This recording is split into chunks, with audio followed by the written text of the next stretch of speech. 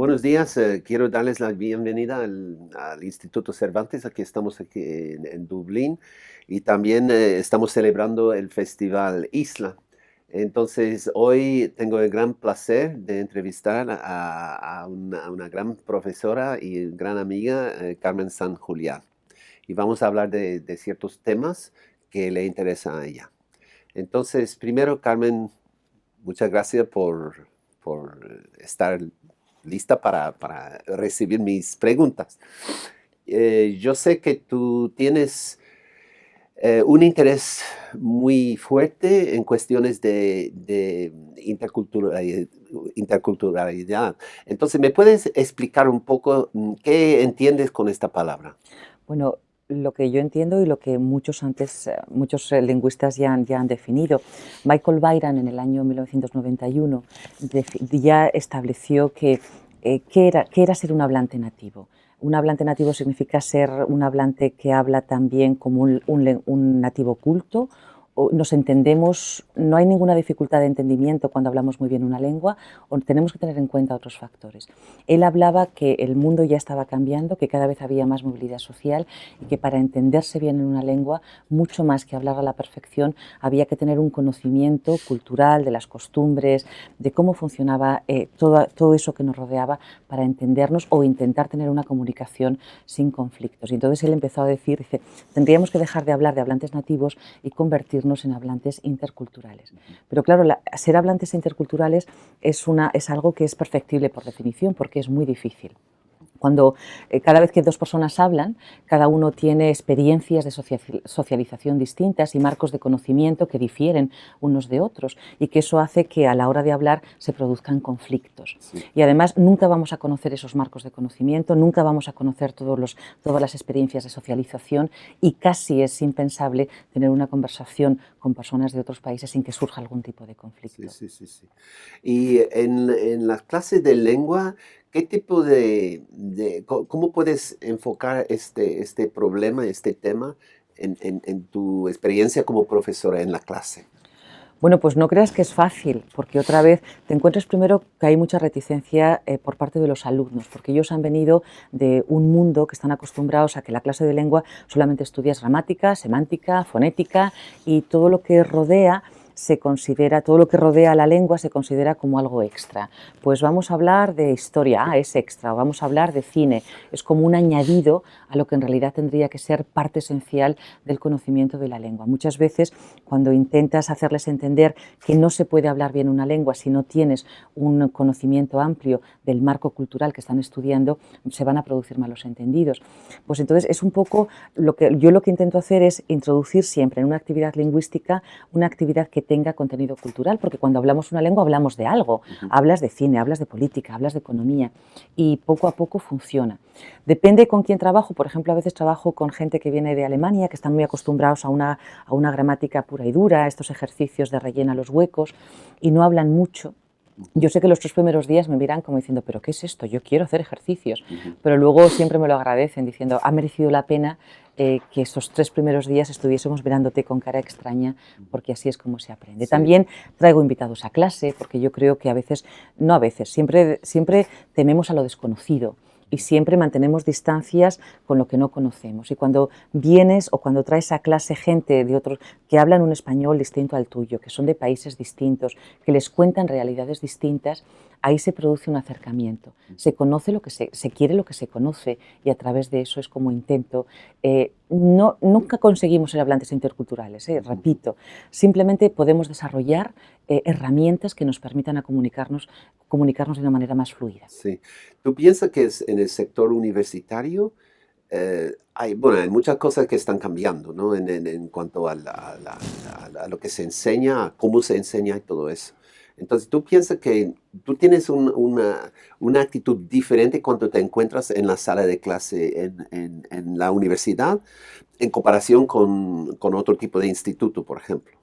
¿Hay Sí, diferencias? sí, las universidades y muchos centros educativos se están convirtiendo en negocios del saber, eso es evidente. Vivimos en una sociedad en la que solamente prima lo económico, lo que da dinero. y eso hace que se descuiden muchas actividades que son igualmente importantes. Solamente cuenta lo que tiene un rendimiento inmediato. Vivimos en la era del cortoplacismo y entonces dedicar tiempo a intentar comunicarte mejor con otras personas, como eso lleva mucho tiempo, pues no es rentable y no interesa. Y además vivimos en un mundo de estadísticas. Quiero que, a ver, ¿cuántos alumnos han aprobado? ¿En qué ranking estamos en las universidades? Y todo tiene que ser muy rápido, con muchos números, con muchas estadísticas, y nos olvidamos de algo que yo creo que es muy importante. No todo lo que se puede contar cuenta y no todo lo que cuenta se puede contar. Sí, sí, sí, claro. Y eso hace que estemos descuidando la verdadera esencia de lo que es la educación. La educación consiste en instruir en conocimientos, eso es evidente, cada uno tiene que enseñar. Si yo enseño lengua, tengo que hacer que mis alumnos aprendan esas reglas gramaticales, pero también tiene que consistir en educar en valores. Sí, sí, sí. Y quiero preguntarte acerca de el propósito de la educación. ¿Cuál es? ¿Tú puedes resumir exactamente, en tu opinión, Pues qué debe ser el propósito de la educación? Pues la educación, decía Platón, que consistía en crear ciudadanos que trabajen para la vida de la polis, de la ciudad, ciudadanos que estén comprometidos para crear una ciudad mejor. Lo decía Platón ya, pero también lo decía Rousseau, lo dicen Emilio Lledó, perdón, que tengo... Lo dice Adela Cortina, que es una filósofa española, o Fernando Savater. Fernando Savater dice algo que dice, no se puede separar instrucción sin educación en valores, ni viceversa, dice, porque si lo hacemos, dice, nunca conseguiremos crear o potenciar personas hechas y derechas, simplemente potenciaremos o crearemos robots asalariados. Cuando no nos dan tiempo para pensar, cuando no nos dan tiempo para reflexionar, lo que nos convertimos es todo el mundo tenemos la misma información, todo el mundo repetimos la misma información y eso nos convierte en robots. Sí, sí, sí, sí. Y además, hay muchos profesores también piensan que se fragmenta el saber, se fragmenta el conocimiento y no ven que todo está relacionado. Con lo cual ellos piensan que si son profesores de matemáticas solo enseñan matemáticas, si son profesores de lengua solo enseñan gramática, pero todo está interconectado. Cuanto más conexiones tenemos, más rico es el pensamiento y mejor y más amplio. Todo lo que fragmentamos acaba por marchitarse, acaba por hacernos daños a nosotros mismos. Sí, sí, sí. Tú sabes que a mí me interesa mucho el papel de la literatura en departamentos de humanidades, ¿Sí? digamos, sobre todo en departamentos de lengua. ¿Tú piensas que es fundamental? Porque en muchas universidades ya no se enseña la literatura en departamentos de lengua. ¿La literatura puede aportar cosas positivas? Bueno, la literatura es vida. Ahora hay muchos estudios que han demostrado que leer ficción ayuda a desarrollar el sentido de la empatía, porque es muy difícil aprender. Cuando decimos hay que ser empático, pues sí, hombre, pero primero la empatía no es un concepto tan fácil, hay que desglosarlo. No somos igual de empáticos con todas las personas, ni siquiera somos igual de empáticos en todos los momentos. Y entonces la ficción nos permite meternos en la vida de otros personajes y conocer otras vidas que a lo mejor por nuestra situación social no podríamos conocer. La palabra tiene poder, la palabra seduce y la literatura te hace meditar. Y además ya sabes que la literatura, como los cuentos de hadas, cada uno recibe un mensaje, depende del momento de tu vida que estás. Tú coges un libro ahora y seguramente te dirá cosas distintas que dentro de 10 años, porque tú no eres el mismo que lo ha leído. No leer ficción es uno de los mayores errores que podemos cometer. Pero otra vez, leer ficción no se ve un resultado inmediato. Además, leer ficción, ¿quién lee ficción? Las mujeres leen ficción, los hombres serios, sobre todo, o las mujeres de negocios leen ensayos o periódicos económicos. Otra cosa que quería plantear es la cuestión de la libertad de expresión en la universidad. Por ejemplo, hoy en día mucha gente piensa que no hay que ofender a los estudiantes en cuanto a sus pensamientos, su modo de pensar y todo eso.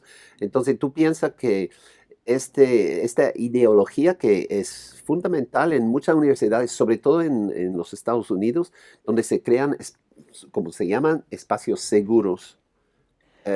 ¿Qué piensas de esta idea de que Pues que está matando la verdadera esencia de la educación. Empezó, es verdad, en Estados Unidos todas las universidades aplican es una forma, en algunos casos velada, en otros casos expresa, de prohibir temas, de prohibir conferencias, de utilizar ciertas palabras con el miedo de que puedan ofender a alguien. Pero claro, hay mucha gente en el mundo, no podríamos hablar de nada, porque llega un momento en que no sabes qué puede ofender ni a quién puede ofender.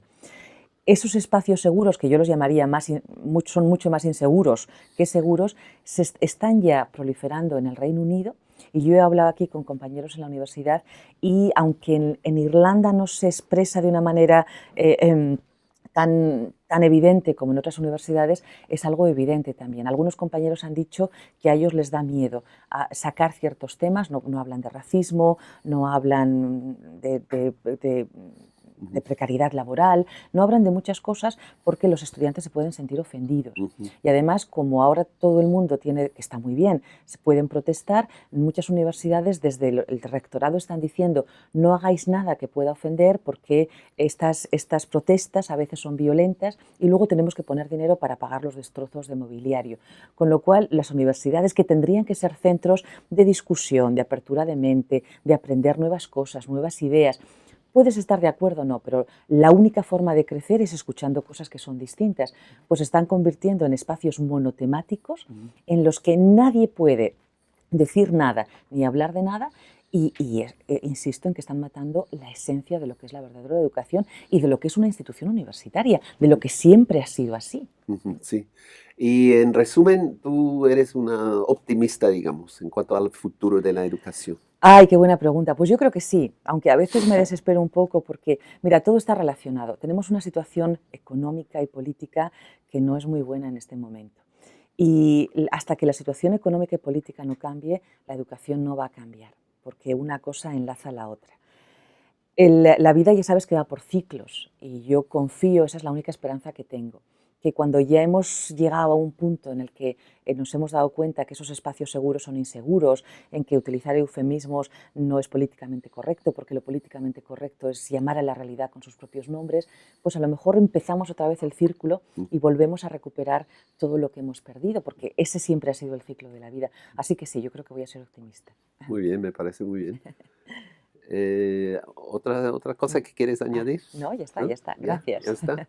Bueno, muchas gracias, Carmen. De nada.